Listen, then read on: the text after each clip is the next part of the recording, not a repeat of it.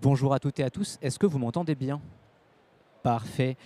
Bienvenue à cette conférence table ronde dans laquelle donc, on va vous laisser parler d'un panel de start-up. Pour me présenter en deux mots, donc, je suis Nicolas Cadet, consultant innovation chez Wavestone et responsable radar pour l'accélérateur ShakeUp. Je vous en dis deux mots dans un instant, mais je laisse d'abord Corentin qui va co-animer avec moi cette session se présenter.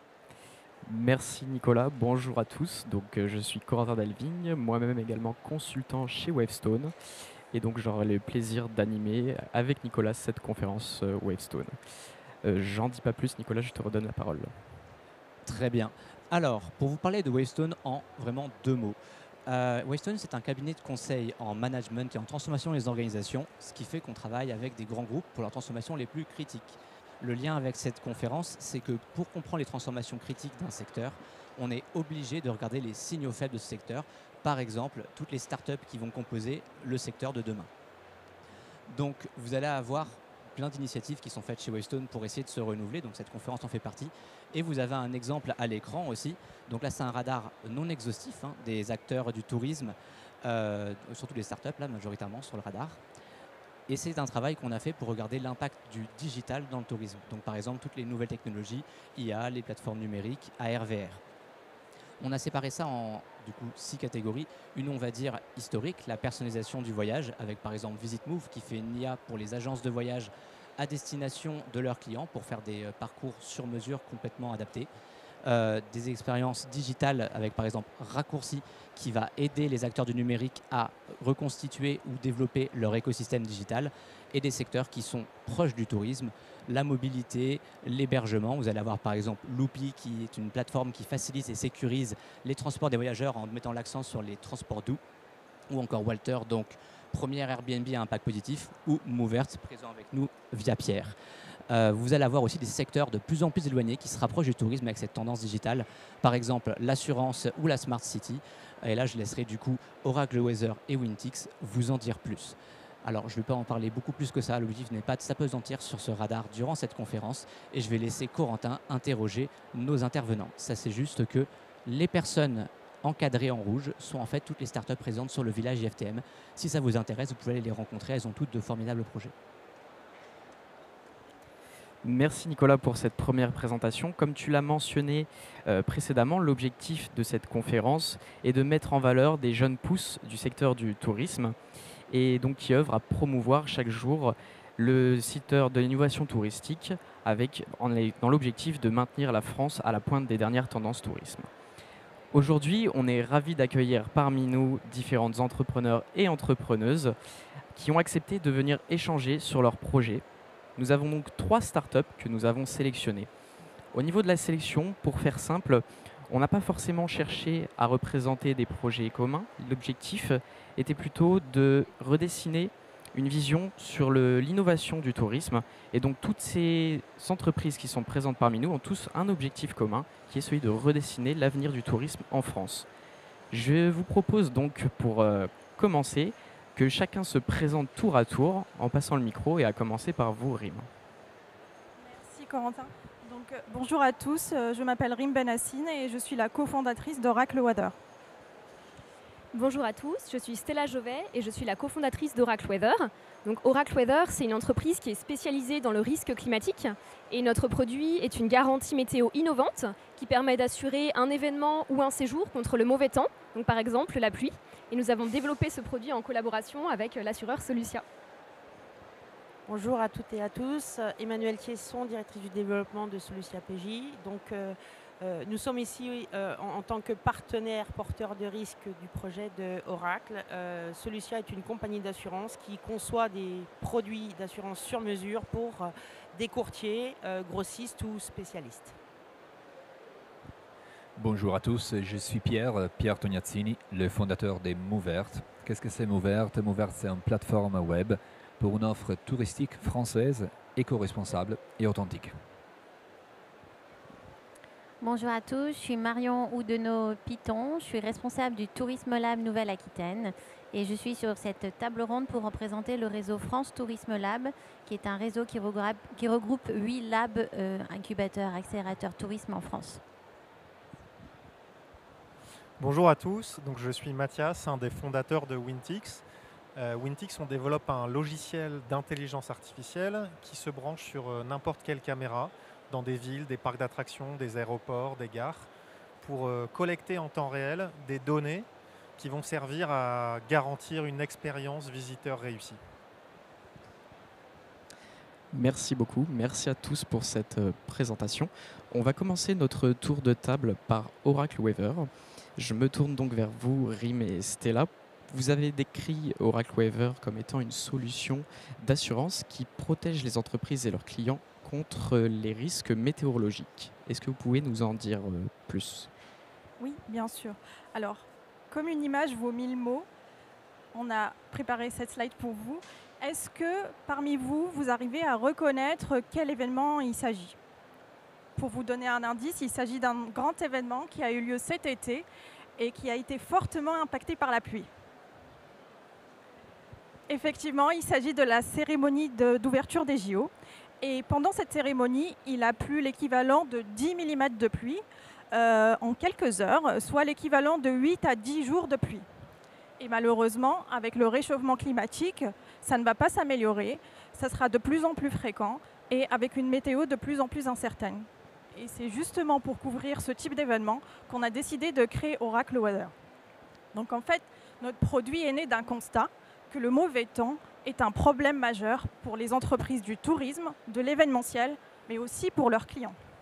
Parce que côté client, quand il ne fait pas beau, eh ben en fait, ça peut transformer une activité ou un séjour en une expérience décevante.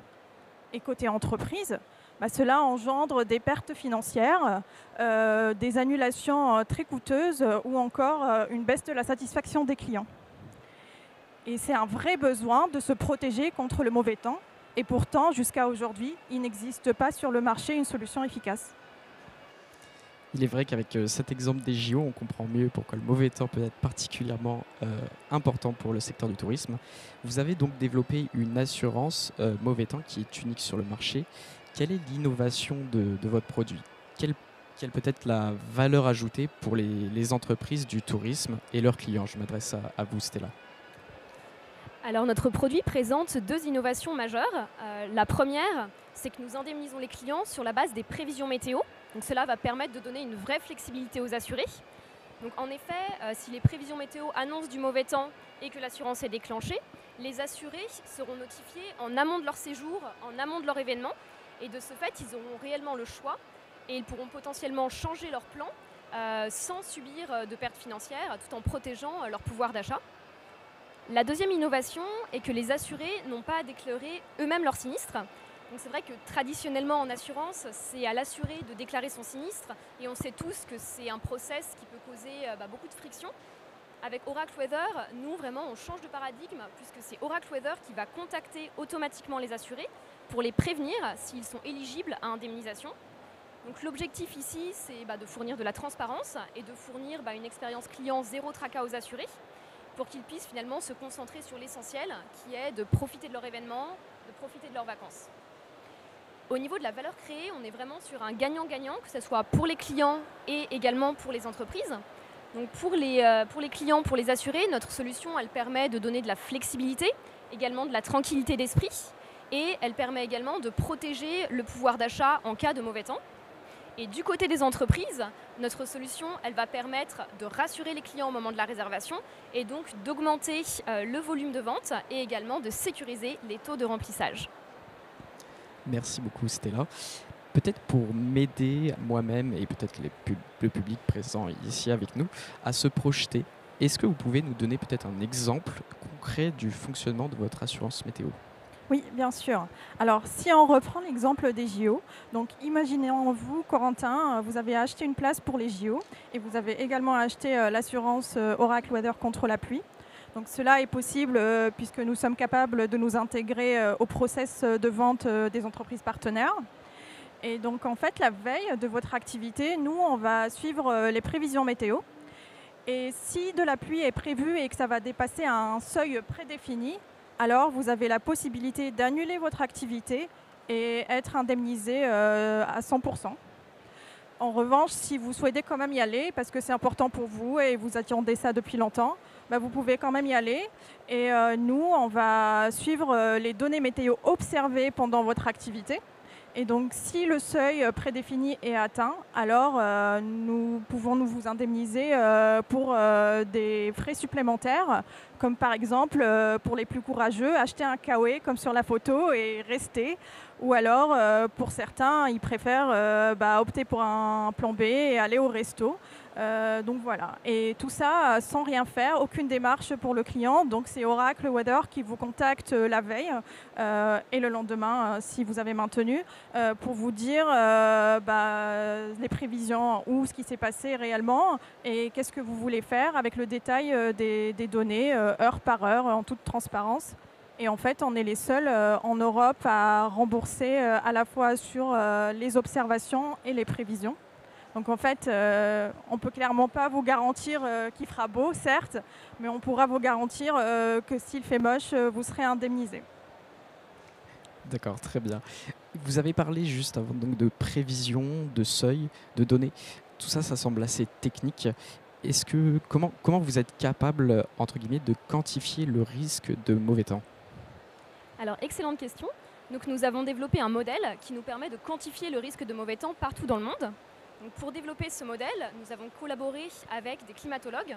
Donc, l'idée, c'était de mélanger nos compétences en assurance et en data science avec des compétences scientifiques pour construire le modèle. Donc, concrètement, comment ça marche? Donc, notre modèle il va nous permettre, par exemple, de quantifier le risque de pluie à une localisation donnée et à une date donnée, ce qui nous permet d'avoir un prix qui est sur mesure pour nos assurés et également d'avoir un prix qui est juste.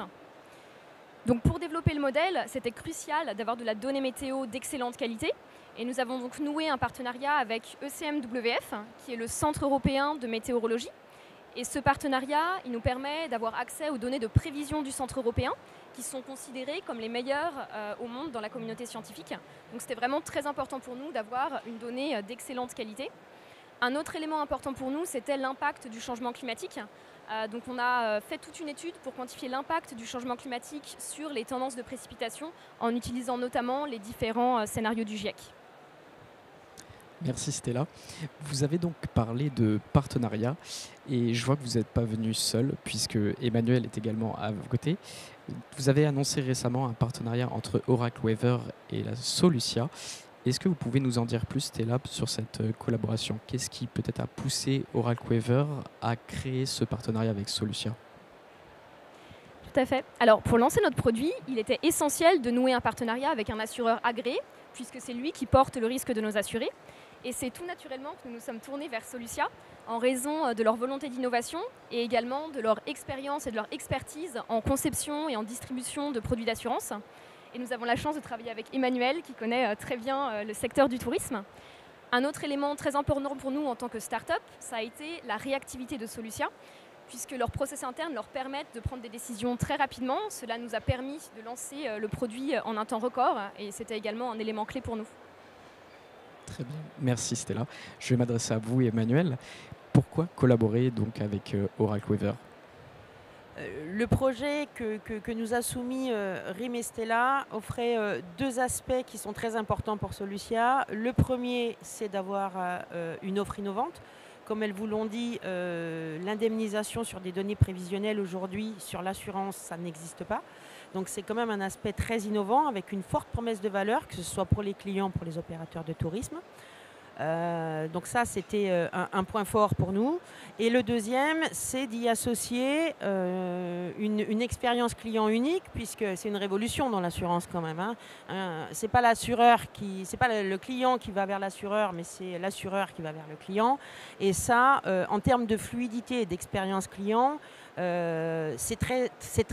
ça finalise le produit et véritablement, ça lui donne une deuxième dimension. Donc, tout naturellement, le produit a déclenché effectivement un fort enthousiasme pour Solucia. Très bien. Merci Emmanuel. Nicolas, je te laisse reprendre la main pour la suite. Merci également Emmanuel pour ces éléments et à Oracle Weather. On vient de parler du coup de partenariat et justement, je vais me tourner vers Marion. Cette conférence, elle est focus sur les partenariats. Emmanuel, si tu peux donner le micro vers Marion. Parfait, merci. Et la zapette, Corentin. Et non, plus sérieusement, du coup, Les partenariats, parfois, ça se fait de manière très naturelle entre des acteurs différents, de grands groupes, des agences de voyage et des startups. Parfois, c'est beaucoup plus difficile de convaincre et de réussir le partenariat. C'est pour ça qu'il y a des structures, des réseaux qui existent comme Paris Co, France Tourisme Lab et qui vont aider ces collaborations à devenir des succès. Et du coup, Marion, est-ce que tu pourrais nous expliquer un petit peu ce que c'est France Tourisme Lab et notamment les fameuses expérimentations dans le tourisme? Oui, le réseau France Tourisme Lab, il a été créé en 2016 par la DGE, la Direction Générale des Entreprises. Donc c'était vraiment, en tout cas, une intention côté ministériel pour promouvoir l'innovation. Depuis, il y a différents labs qui ont rejoint ce réseau. Le premier était l'enseignement Welcome City Lab et qui est devenu Paris Co. Et après, voilà, il y a eu d'autres labs en France, notamment Open Tourisme Lab qui est du côté de Nîmes, PTI, Provence Travel Innovation. Il y a le Slow Tourisme Lab, Tourisme Lab du côté de la Champagne, le Tourisme Lab Nouvelle-Aquitaine, Alpes Tourisme Lab, voilà, Innovation, j'ai essayé de ne pas me tromper, Innovation Val-de-Loire et Linkeus. Aujourd'hui, on est 8, donc, parce que Paris Co est un peu sorti de la démarche pour des raisons qui les concernent. Et on est vraiment fédérés, donc on a pris en tout cas en main ce réseau. Et donc on est tous indépendants, mais on travaille collectivement parce qu'on va accompagner les mêmes startups parfois ou avec des problématiques similaires, et on peut aussi avoir des grands comptes voilà, qui vont travailler sur les mêmes problématiques. Et nous, notre enjeu, c'est le développement économique des entreprises, et donc nos liens nous permettent vraiment d'accompagner les startups dans toute leur évolution. Et dans le cadre des projets qu'on accompagne, on a des programmes d'incubation, d'accélération. Alors ça va dépendre des labs et aussi de l'expérimentation, parce qu'on va mettre en relation la start-up avec le grand compte, donc un petit peu comme a fait Oracle. Ça, c'est vraiment notre métier. On a une très bonne connaissance de nos écosystèmes territoriaux et on va pouvoir travailler et mettre en relation et expérimenter pour que la start-up développe des modèles économiques qui correspondent à des problématiques que rencontrent les acteurs du tourisme. Très bien, du coup, merci pour ces éléments, Marion. Je vais laisser Corentin enchaîner et ça va être à Mouvert de nous expliquer un petit peu son projet. Merci Nicolas. Exactement, donc nous allons passer la main à Mouvert et Pierre Tognazini. Mouvert a pour mission de valoriser et promouvoir l'offre touristique authentique et éco-responsable française. Vous l'avez dit, son offre met en relation des touristes et des prestataires français qui valorisent leur patrimoine, l'éco-responsabilité et les circuits courts de distribution. Cette tâche, Pierre, peut s'avérer assez gargantuesque quand les offreurs ont à réaliser des transitions éco-responsables et à les mettre en avant. Comment vous pouvez peut-être nous expliquer comment Mouvert accompagne ces prestataires de services français, qu'ils soient des hébergeurs, des activités ou des restaurateurs, à rentrer dans la transition écologique et la digitalisation de leur offre? Alors, c'est une longue question, donc il faudrait un petit peu plus de temps pour répondre. Je vais être synthétique, je vais faire le mieux. Déjà, on est parti d'un constat. Vous savez, l'offre aujourd'hui touristique, il doit changer avec les évolutions de la demande. On constate qu'il y a une vraie volonté de changer les habitudes, même pendant les vacances. On a ici un slide qui montre que les touristes français et les touristes internationaux veulent consommer une offre touristique éco-responsable et authentique, mais ils ne savent pas où s'adresser, ils ne savent pas où aller et comment trouver cette offre-là. Ce qui est très difficile, imaginez un apiculteur dans les Alpes-Maritimes, le trouver, les sourcer et se dire voilà, on va passer les vacances dans un producteur de miel dans les Alpes-Maritimes. Et donc c'est là que nous intervenons, nous créons effectivement cette passerelle entre une offre touristique authentique et éco-responsable et les clients qui veulent consommer cette offre-là. Aussi bien dans les mondes du business, donc du corporate, il y a de plus en plus des entreprises, ici il y a des statistiques qui montrent les entreprises en France et à l'international, qu'ils veulent eux aussi faire de l'événementiel éco-responsable, mais encore une fois, ils ont du mal à savoir s'adresser à la bonne personne, à savoir s'adresser qui peut proposer cette offre touristique. Donc aujourd'hui, est-ce que la France est prête? Eh bien, j'ai envie de vous dire oui. Il faut juste fédérer. Il faut fédérer. Il y a beaucoup de personnes qui sont déjà engagées dans la transition écologique. Nous avons créé un algorithme qui permet aujourd'hui de comprendre si un hébergeur, si une prestation touristique, elle est éco-responsable et authentique. Eh bien, cet algorithme-là, il permet aujourd'hui de faire une photographie et dire oui, vous êtes un prestataire que vous pouvez rentrer dans la collection ouverte, ou autrement, non, vous n'êtes pas encore prêt, mais on ne vous abandonne pas, on vous accompagne. On a 3 blocs de formation pour tous les prestataires de services, les hébergeurs, pour rentrer dans la transition écologique et après aussi digitaliser les offres et la distribuer. Donc jusqu'à là, vous me direz, c'est très beau tout ça, mais il y a du monde sur les marchés. Vous connaissez très bien, donc ici s'affichent tous les concurrents qui sont déjà sur les marchés. Donc comment pouvoir se positionner et quelle est la grande différence entre eux et Mover? Donc déjà, on a voulu, si vous voulez, proposer cette offre touristique authentique et éco-responsable, pas exclusivement à la clientèle française. On a toujours voulu, effectivement, proposer cette offre-là à des personnes qui peuvent se conduire donc, et rendre dans ces lieux en mobilité douce, avec un train, avec un vélo ou à pied. Nous avons voulu aussi proposer cette offre touristique aux étrangers, donc aux personnes qui viennent de loin, aux personnes qui ont envie de découvrir l'authenticité de la France. Deuxième chose, on a voulu aussi différencier la distribution. Aujourd'hui, on ne s'adresse pas exclusivement au B2C, donc vous, vos amis, vos proches, mais on s'adresse également aux professionnels du tourisme. Les professionnels du tourisme qui sont tous là, les agences de voyage, les conciergeries privées ou des tours opérateurs, qu'ils veulent eux aussi trouver cette offre-là, mais elle est très très difficile à trouver et surtout ça prend du temps pour eux aller la chercher. Donc voilà, je ne vais pas m'étaler sur l'explication parce qu'il n'y a pas beaucoup de temps. On sera aussi sur l'espace startup, donc surtout passer à nous rendre visite pour avoir plus d'explications. Merci Pierre, j'ai quand même une petite dernière question pour vous. Vous avez parlé d'éco-responsabilité et d'international. Comment vous arrivez à concilier ces deux termes? Dans le sens, pourquoi la clientèle à l'étranger, cette cible, elle pollue. Pour arriver en France, elle doit forcément prendre l'avion. Alors, c'est une excellente question. Bravo. Alors, il faut partir de constat suivant. On est aujourd'hui la première destination touristique au monde. Ça, tout le monde le sait. En termes d'arrivée, on est la première destination. Cela, ça traduit en quoi? Ça traduit qu'à nos aéroports, Paris, Bordeaux, Lyon, Nice, il y a tous les jours des clients internationaux qui arrivent en France. Et ils arrivent comment? Ils arrivent en avion.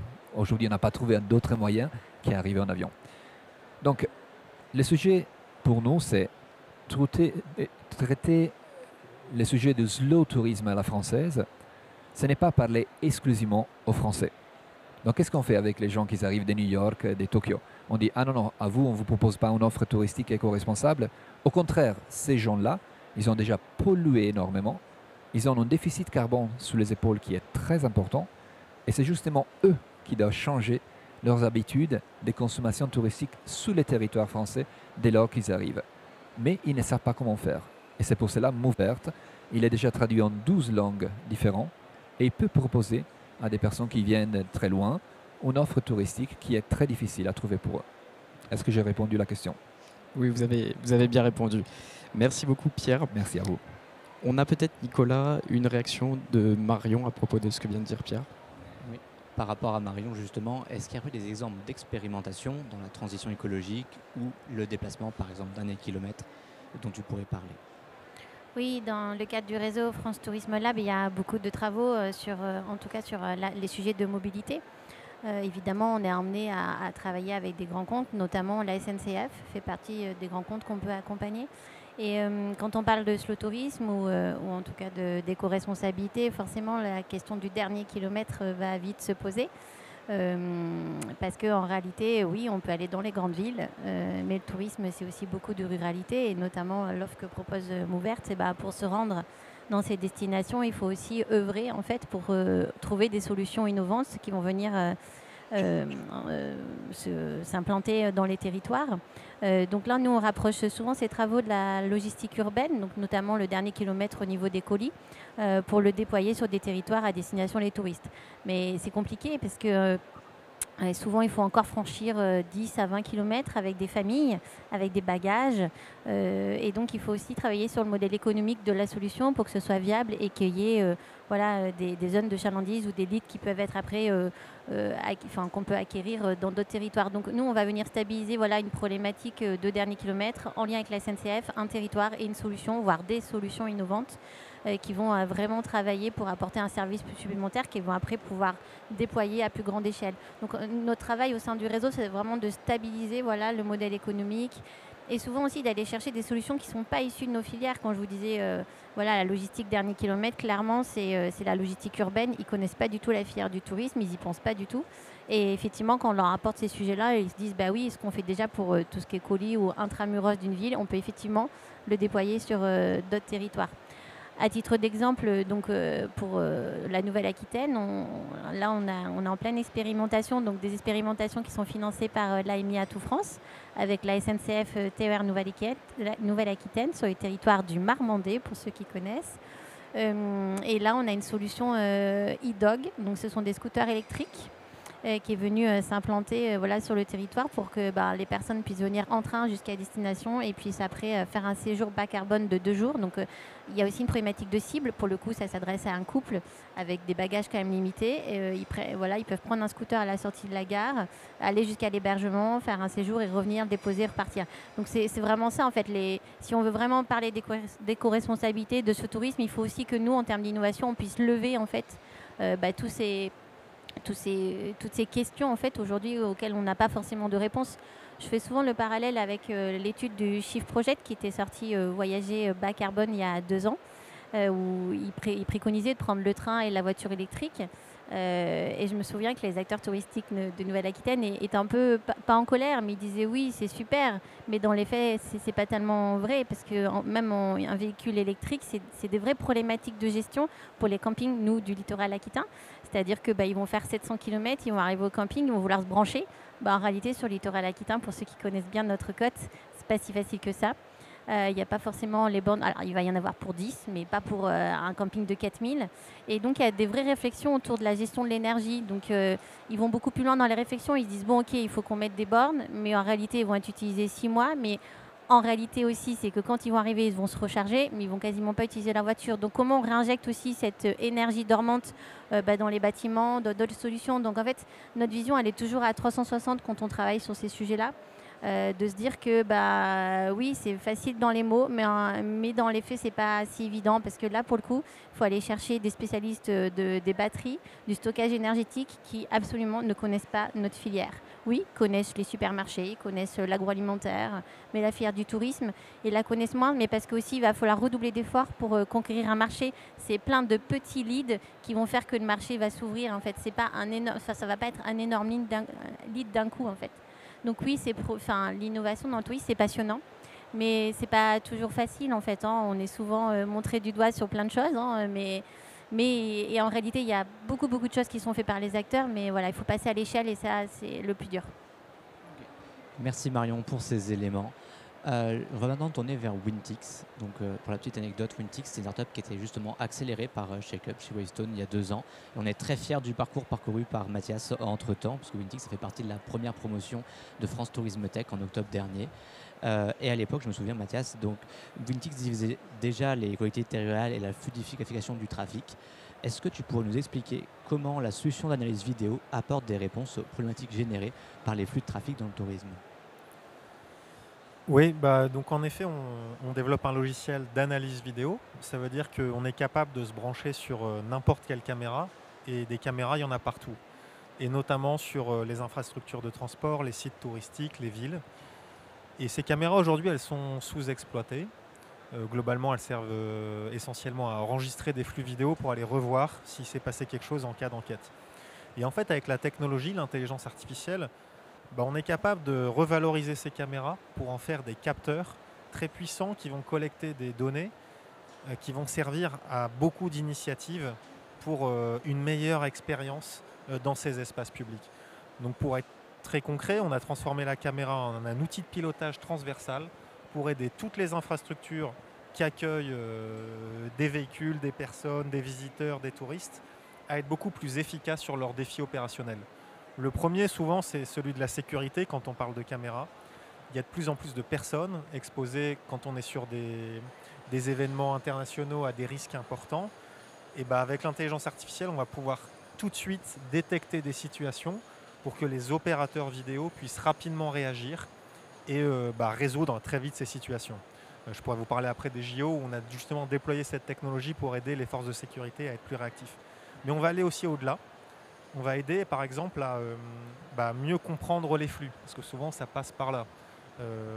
Dans une ville, par exemple la ville de Paris, qui a voulu aménager des pistes cyclables pour faire des JO de Paris, des tourismes plus verts, encourager les transports en vélo, ils ont besoin de savoir comment je dimensionne ma piste cyclable, combien de personnes l'utilisent. Est-ce qu'en plus je peux essayer de mieux régler les feux tricolores pour que les temps de parcours en vélo soient optimisés? Et pour faire tout ça, il faut de la donnée. Et la ville de Paris, elle a des centaines de caméras, nous on s'est branchés dessus. Et depuis 2020, où ils ont commencé à mettre en place une politique forte sur le vélo, on les aide à collecter. Donc si vous passez rue de Rivoli, boulevard Sébastopol, n'importe où dans Paris en vélo, vous allez être compté par Wintix. Et ça sert à décider des dimensions d'infrastructure. Ça sert à informer, parce que sur des aménagements comme ça, il faut engager tout le monde. Puis ça sert à piloter. En temps réel, toutes les données elles sont envoyées dans le système de feux tricolores. Comme ça, l'infrastructure de la ville, elle fluidifie au mieux les flux de transport. Et ces choses-là, on les fait aussi dans des parcs d'attractions, par exemple. Vous avez de plus en plus de monde, et pour réussir votre visite dans un parc d'attractions, il n'y a rien de plus frustrant que de passer 1 heure dans une file d'attente. Et la gestion de cette information du temps d'attente, elle est très compliquée. Non seulement parce que c'est une information qui est difficile à collecter, mais aussi que derrière, il faut envoyer une information fiable pour ne pas décevoir la personne qui s'est présentée dans la file d'attente.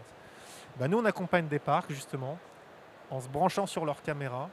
On arrive à mesurer très finement le temps d'attente des personnes dans les attractions.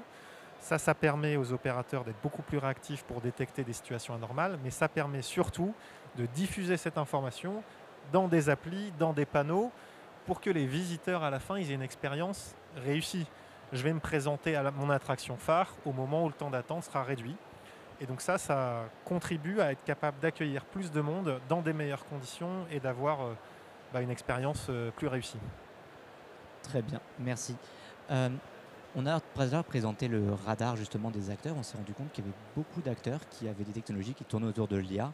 Et parfois l'analyse vidéo, dans certains secteurs assez vieux, par exemple véhicule autonome, on essayait déjà de faire l'analyse vidéo pour essayer de détecter des événements et réagir. Qu'est-ce qui fait finalement que cette approche, elle est unique chez Wintix et qu'elle se différencie d'autres acteurs du marché? Là déjà, ce qui rend l'approche unique, c'est la technologie d'intelligence artificielle qui peut se brancher sur n'importe quelle caméra. Il n'y a pas besoin d'ajouter des nouveaux capteurs pour collecter des données qui sont pourtant très utiles pour cette gestion d'excellence opérationnelle. Donc il y a des centaines, des milliers de caméras, nous on se branche dessus de manière très simple. On arrive, en une journée, on rend intelligent un réseau de milliers de caméras. Pas d'intervention sur le terrain. Le serveur, il se branche, il se connecte. Et les opérateurs, parce qu'on a développé une solution qui est très intuitive du point de vue de son utilisation, sont immédiatement autonomes pour piloter cette solution. Et donc ça, c'est l'innovation technologique. Et en plus, ce qui fait qu'elle a pris des proportions importantes, c'est qu'elle est très fiable et qu'elle rend vraiment des services. Collecter une donnée, c'est important. Collecter une donnée fiable pour s'appuyer dessus, ça c'est clé. Et on a remporté tous les benchmarks auxquels on a participé sur les précisions des comptages, sur les précisions des temps d'attente, sur la qualité des alertes de sécurité qu'on remonte. Et ça permet du coup vraiment de pouvoir s'appuyer sur cette donnée pour piloter de manière efficace. Ok, merci Mathias. Et également tout à l'heure, tu nous parlais justement du travail que Wintix a fait avec les JO. Est-ce que tu aurais un exemple concret de réalisation que Wintix a pu faire dans le cadre des JO qui sont déroulés il y a quelques mois? En effet, les JO, c'était une formidable vitrine puisque, comme je disais tout à l'heure, énormément de monde qui sont arrivés avec le défi de gestion de ces flux que ça représentait. Donc il y avait le défi de sécurité, on en a beaucoup parlé, et nous on a été retenus par le ministère de l'Intérieur pour déployer notre solution dans les gares, dans les métros, dans les espaces publics, pour aider les opérateurs de police à être notifiés en temps réel quand on détectait une situation anormale. Par exemple, dans les gares, on envoie une alerte quand il y a un bagage abandonné. C'est souvent un oubli, mais derrière, ça génère des perturbations gigantesques. Et donc, pouvoir détecter tout de suite cette situation, ça permet d'alerter sur le terrain et de réagir suffisamment vite pour éviter l'immobilisation d'une gare. Ça a été aussi détecter des surdensités de personnes dans des espaces publics, des mouvements de foule, pour que pareil, on puisse réagir très vite et encore une fois minimiser le risque que tout ça a représenté. Donc sur le volet sécurité, on a été énormément déployés, mais on a aussi été déployés pour aider les opérateurs à garantir une expérience visiteur réussie. On a travaillé avec la Tour Eiffel sur des sujets de comptage de temps d'attente pour mieux gérer les flux. On travaille avec Aéroport de Paris pour, pareil, collecter tout un tas de données sur les fréquentations, les temps d'attente et mieux informer les visiteurs pour qu'encore une fois, à la fin, tout ça soit le plus fluide possible. Très bien. Merci beaucoup pour tous ces éléments, Mathias. Avant de laisser un dernier mot à nos intervenants et au public poser ces questions, si vous en avez, je vais juste me retourner une dernière fois vers Marion. Mathias a parlé par exemple de designer une piste cyclable pour fluidifier le trafic au maximum. Est-ce que tu aurais des exemples d'expérimentation qui auraient été faits sur la fluidification des trafics, des personnes dans le tourisme? Oui, alors déjà la gestion des flux touristiques, moi je trouve c'est passionnant. Vraiment, ça veut dire la gestion de la satisfaction, c'est la gestion des conflits d'usage entre habitants et touristes, et aussi c'est une gestion de l'aménagement du territoire. Et ça donne beaucoup de valeur pour les acteurs du tourisme. Il y a plein d'exemples qui se font en matière de gestion des flux. Il en a parlé au niveau des parcs d'attractions. Ça s'est beaucoup professionnalisé, notamment sur des applis avec le temps d'attente, mais aussi sur des zones plus rurales. Donc on l'a beaucoup vu post-Covid, parce que les zones de montagne, le littoral a été plus fréquenté, des zones qui ne sont pas forcément ouvertes. Et du coup, il a fallu quantifier tout ça. Et aussi pouvoir prévenir à l'avance si les parkings sont pleins ou pas, pour réorienter vers d'autres endroits. Et ça, c'est extrêmement intéressant. C'est des choses qu'on ne connaissait pas avant. Donc on l'a vu aussi dans les calanques de Marseille, ça a été très médiatisé. Et n'empêche que ça a permis une meilleure gestion du site, des espaces naturels, et aussi en termes d'aménagement. Je rebondis sur tes propos. Moi, je me souviens d'une commune en Nouvelle-Aquitaine qui m'avait appelé, une commune qui est extrêmement touristique, et qui m'avait dit nous, on nous dit que les touristes ils se passent pas là, mais en fait, on n'en sait rien. En fait, il faut d'abord observer, en fait. Et effectivement, ils avaient des caméras, et pour plugger une observation et de se dire vraiment c'est par là qu'ils passent, ou ils passent pas du tout par là. Et en fait, ils voulaient adapter leur politique d'aménagement du centre-ville. Donc c'était lié aussi à un plan urbain, et de se dire vraiment là c'est tel équipement qu'il faut. Et c'était aussi une façon d'argumenter auprès des élus locaux pour avoir des investissements sur certains tronçons de la ville. Et ça, c'était vraiment intéressant de se dire que la gestion des flux, en fait, c'est vraiment un pilotage complet, en fait, pour la structure, mais aussi pour le territoire. Et ne pas les observer, en fait, c'est un manquement aujourd'hui. J'ai des exemples aussi sur le littoral. Nous, à nouveau, Nouvelle-Aquitaine, on a une grosse problématique de flux sur le littoral, avec des parkings qui sont très saturés, et des zones aussi naturelles qu'il faut protéger. Il y a eu des expérimentations avec d'autres entreprises pour compter au niveau des parkings, mais le comptage il est très précis, c'est-à-dire qu'on rigolait parce que il va nous dire si c'est un adulte, un enfant, un camping-car, une voiture. Ça nous disait même si c'était des moutons, donc c'était rigolo. Et du coup, ça permet d'argumenter pour agrandir les parkings, mais aussi pour dire vraiment en amont, écoutez, venez vraiment pas sur cette plage-là, on peut plus se garer, aller plus bas et orienter. Après, la problématique, c'est justement ce chaînon, encore une fois, où nous on a travaillé, mais on n'a pas encore été au bout des expérimentations. C'est comment en fait on prévient le touriste de pas venir et de réorienter surtout vers d'autres endroits. Ça encore, notre organisation territoriale parfois ne nous le permet pas complètement de le faire et d'être exhaustif, mais il y a quand même des travaux qui sont menés. Et c'est souvent, alors je connais pas assez Mathias, je ne sais pas d'où il vient, mais nous les entreprises qu'on accompagne souvent, c'est sur ces sujets-là, c'est des entreprises qui viennent, ou des startups qui viennent des transports urbains, notamment des trains, des trams, l'observation des bus. Ça, c'est des choses qui savent très bien faire, et qui viennent un petit peu sur la gestion, qui viennent beaucoup sur la gestion des flux touristiques. Et du coup, ça me fait penser aussi, tout à l'heure tu parlais de design et des JO. La gestion des flux, c'est aussi la gestion des files d'attente, et c'est, comme je vous disais, la satisfaction.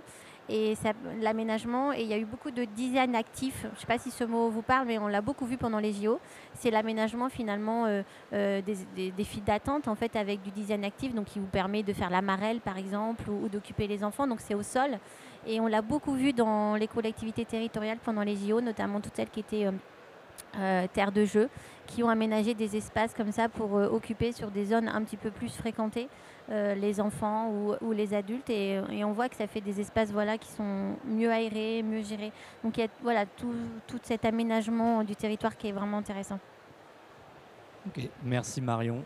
Je vois qu'il reste du coup 4 minutes à la conférence.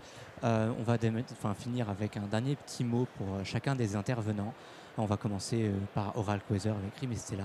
Si vous aviez un dernier mot pour notre public, ou un message pour les acteurs du tourisme ou la suite pour votre start-up tout simplement, qu'est-ce que vous pourriez nous dire ? Merci Nicolas. Alors le produit Oracle, donc c'est une assurance météo qui permet de protéger les entreprises dans le tourisme et l'événementiel, mais aussi leurs clients des aléas météo. Et en fait, on a développé un produit à la fois simple et transparent, qui est au final gagnant-gagnant pour les entreprises, mais aussi pour les clients. Donc pour les entreprises, ça leur permet de sécuriser un temps de remplissage des réservations. Et pour les clients, ça leur offre de la flexibilité et de la tranquillité d'esprit. On va juste laisser continuer le tour avec Stella. Je pense que Rim a déjà dit l'essentiel. Avec Oracle, nous, on voulait vraiment fournir une expérience client exceptionnelle, basée sur la transparence, avec aucune déclaration de sinistre à faire pour l'assuré, et donner également un maximum de flexibilité pour l'assuré, en remboursant notamment sur la base des prévisions météo. Et c'est vrai que ça nous tient vraiment à cœur de pouvoir protéger les entreprises et les clients contre les aléas météo. Alors effectivement, je ne vais pas redire ce que Rim et Stella ont dit, mais la météo est et restera un aléa. On a tous connu des mariages sous la pluie, des GR20 avec un KOE. Voilà. Il y a des jours où on a envie de mener cette expérience. Il y a des jours où on n'a pas envie de mener cette expérience. Et je pense que l'offre Oracle laisse le choix au client. Et donc du coup, de son côté à lui, c'est d'être maître de ce qu'il a envie de faire. Pour autant, il réserve. Ça veut donc dire que ça sécurise le remplissage des opérateurs tourisme. Donc, comme elles l'ont dit, c'est gagnant-gagnant et c'est une solution qui, à mon avis, va avoir un vrai avenir dans les prochains mois. Et bien pour notre part, je voulais juste souligner que Mouvert est également une plateforme pour les B2C, donc pour vous aussi également. On a apporté une brique innovation encore cet été avec une nouvelle offre, que c'est l'offre packagée. Donc on a sourcé avec des petites agences, de très très petites agences réceptives locales, 150 différents packages qui sont proposés dans toute la France. Donc regardez, à votre titre personnel aussi. Donc, vous savez, nous, une start-up, on a toujours besoin de notoriété, donc n'hésitez pas à nous suivre et comme ça, vous aurez contribué à la croissance de notre petite start-up. Merci beaucoup. Et nous, on accompagne vraiment, vous l'aurez compris, de la start-up au grand groupe. Donc le réseau, il y a différents labs. Et il y a un stand de France Tourisme Lab, mais il y a France Travel Innovation qui est présent. Il y a aussi le Slow Tourisme Lab, Eno-Tourisme Lab qui est là. Donc n'hésitez pas à venir nous voir. On pourra vous renseigner, que vous soyez start-up ou grand groupe, sur vos projets d'innovation. Et écoutez, moi je suis ravi de parler d'innovation et de technologie dans un secteur où parfois on pense à tort qu'il n'y a pas beaucoup de technologie. Au contraire, on en fait la démonstration et on est content, tu l'as dit tout à l'heure en introduction, d'être dans la promotion France Tourisme Tech, justement où on a un écosystème très riche en France de fournisseurs de solutions de rupture qui aident à résoudre des défis majeurs de l'industrie du tourisme.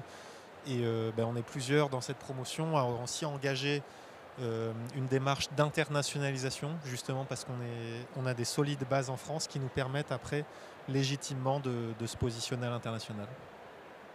Très bien. Merci à tous pour ce dernier mot. On arrive à la fin de cette conférence. Je sais que vous avez faim, donc on ne va pas vous retenir beaucoup plus longtemps que ça. Ceux qui ont des questions, si vous voulez, on peut les prendre directement à côté, tranquillement, à part. Et n'oubliez pas, du coup, vous avez Movert et le France Tourisme Lab qui sont présents au village des startups avec plein d'autres startups qui ont de formidables projets, donc n'hésitez pas à aller les rencontrer. Et prenez aussi du coup les QR codes des différents intervenants si vous avez des questions à leur poser, vous ne pouvez pas les traiter maintenant parce que le ventre appelle. Et bien, profitez-en et reprenez contact par la suite. Merci à tous et bon appétit.